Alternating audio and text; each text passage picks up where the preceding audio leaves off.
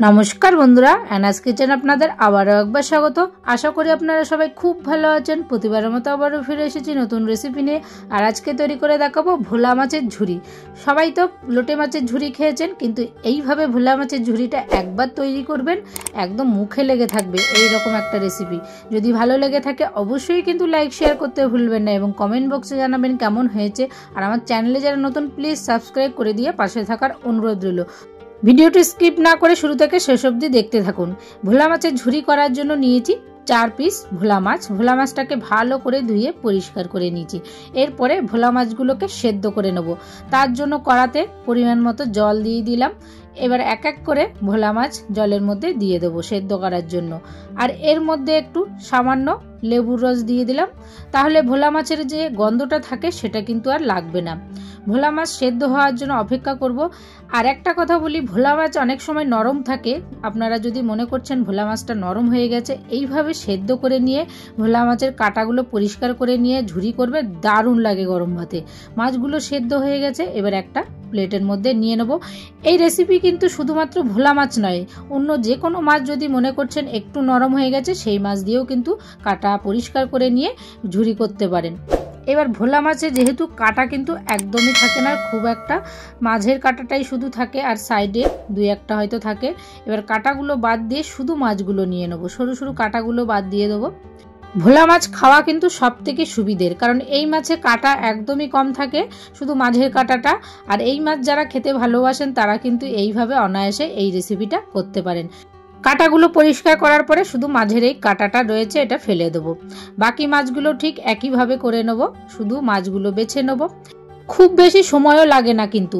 এই দেখুন ভোলা মাছের মাছটুকু শুধু নিয়ে নিয়েছি, একদম কিন্তু কাঁটা একটাও নেই এর মধ্যে। যদিও 2-1টা থেকে থাকে, সেগুলো কিন্তু একদম সরু সরু কাঁটা। এবার এইগুলো আমি ঝুড়ো করে নেব।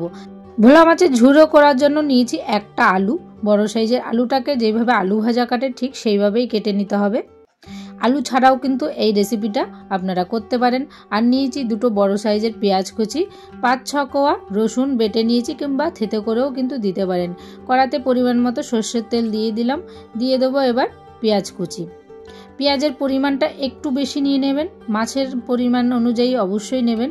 তবে পেঁয়াজটা না দিলে কিন্তু এই রেসিপি ভালো লাগবে না, যেভাবে লোটে মাছ করতে একটু পেঁয়াজ বেশি লাগে। আলুটাও দিয়ে দিলাম, এবার আলু পেঁয়াজটা একসাথেই ভেজে নেব। আলু পেঁয়াজটা মোটামুটি লাল লাল হলে এর মধ্যে দিয়ে দেবো স্বাদ মতো নুন, 1/2 চামচ হলুদ গুঁড়ো দিয়ে দিলাম, আর 1/2 চামচ লাল লঙ্কার গুঁড়ো, 1/2 চামচ জিরের গুঁড়ো, আর 1 চামচ রসুন থেতো করে বা রসুন বাটা। অল্প জল দিয়ে মশলাটাকে ভালো করে কষিয়ে নেব। ভোলা মাছের ঝুরির মধ্যে আলুটা না প্রয়োজন হলে আপনারা নাও দিতে পারেন, আলুটা দিলে পরিমাণে একটু বাড়বে, না হলে কিন্তু শুধুমাত্র এমনিও কিন্তু ঝুরি করতে পারেন, একই রকম যেভাবে লোটে মাছ তৈরি করা হয়। তবে এর স্বাদটা কিন্তু সম্পূর্ণ আলাদা, খেতে কিন্তু দারুণ। আলুর সাথে মশলাটাকে ভালোভাবে কষানো হয়ে গেলে এবার বেছে রাখা মাছগুলো দিয়ে দিলাম। এবার আলু আর মাছগুলো আবারও কিছু সময় কষিয়ে নেব। ভালো করে কষিয়ে নিয়ে তারপরে কিন্তু এর মধ্যে সামান্য একটু জল অ্যাড করব, যাতে আলুটা একটু সেদ্ধ হয়ে যায়। ভোলা মাছ এমনিতেই সামুদ্রিক মাছ, তাই এই মাছের রেসিপি বা যে কোনো সামুদ্রিক মাছের রেসিপিতে কিন্তু নুনের পরিমাণটা সবসময় অল্প দিতে হয়, না হলে কিন্তু নোনা হয়ে যায়। ভালোভাবে কষানো হয়ে গেলে এর মধ্যে দিয়ে দিলাম 2 কাপ মতো জল। এমনিতেই কিন্তু কষাতে কষাতে আলুটা নরম হয়ে গেছে। এবার একটু ঢেকে দেবো 2 থেকে 3 মিনিট মতো। 2-3 মিনিট পর ফিরে এসে ঢাকনা খুলে দেখে নেব। যদি এর মধ্যে একটু জল থেকে থাকে, জলটাকে শুকনোও করে ফেলতে পারেন বা মাখা মাখাও রাখতে পারেন, তাতেও কিন্তু দারুণ লাগে। সেটা আপনাদের কিন্তু অবশ্যই অপশনাল। যদি একদম পুরো শুকনো করতে চান তাহলে কিন্তু জলটাকে পুরো টানিয়ে ফেলতে হবে। সব শেষে আমি ওপর থেকে দিয়ে দেবো ধনেপাতা কুচি।